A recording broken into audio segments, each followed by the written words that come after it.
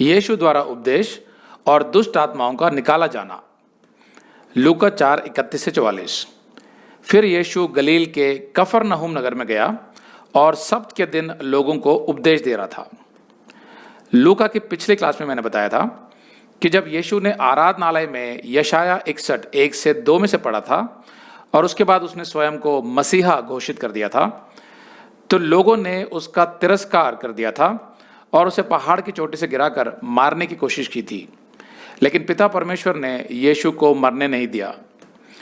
इसके बाद यीशु नासरत से निकलकर कफरनहूम चला गया और उसने कफरनहूम को अपनी सेवकाई का मुख्यालय बना लिया, मतलब हेडक्वार्टर्स।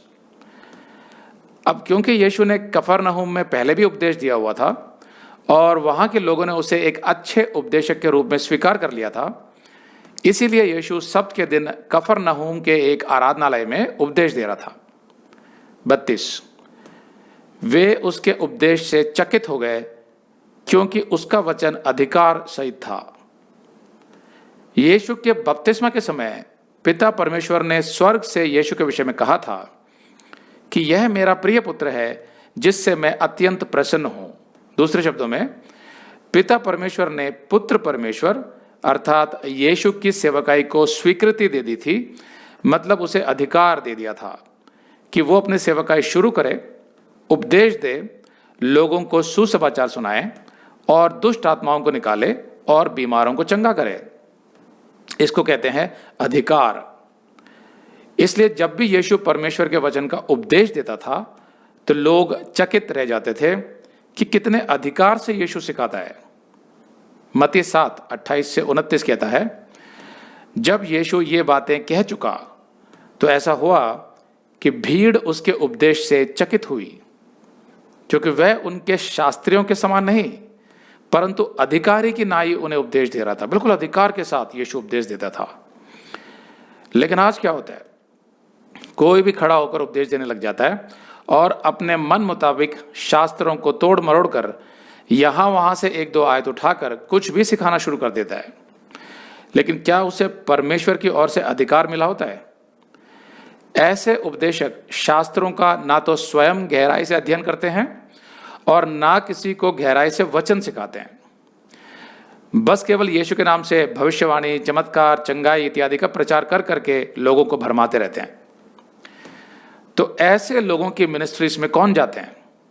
वे जो वचन में अधिक रुचि नहीं रखते और ना ही वचन के आधार पर अपना जीवन बदलना चाहते हैं, बस केवल अपनी बीमारी, गरीबी और दुर्दशा से छुटकारा पाना चाहते हैं, ऐसे लोग वहां जाते हैं। तो क्या होता है कि जब उनकी हालत खराब होती है जीवन में किसी वजह से भी, तो कोई ना कोई उनके पास आएगा और कहेगा कि चलो फला मिनिस्ट्री में चलते हैं, वहां तुम्हारी सारी समस्याएं ठीक हो जाएंगी। लेकिन उससे क्या उस मनुष्य की कोई आत्मिक उन्नति होगी? नहीं होगी। क्या उसका उद्धार होगा? नहीं होगा।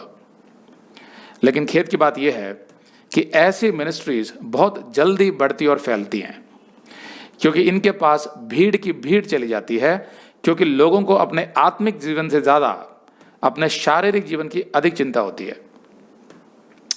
लेकिन यीशु जिस अधिकार से उपदेश देता था उससे वो साबित भी करता था कि वो मसीहा है। कैसे? अगर आप ये संदेश पूरा देखना चाहते हैं तो आप इसे हमारे वेबसाइट hindiBiblestudy.com पर देख सकते हैं।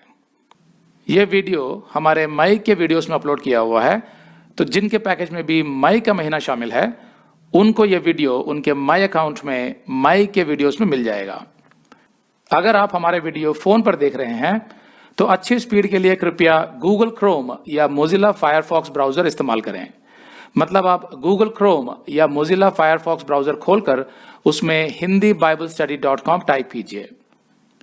अगर आप हमारे वेबसाइट के विषय में जानकारी हासिल करना चाहते हैं तो आप YouTube पर हमारा संदेश देख सकते हैं, जिसका शीर्षक है एक विशेष सूचना, हमारी मिनिस्ट्री का अगला चरण, second phase of our ministry.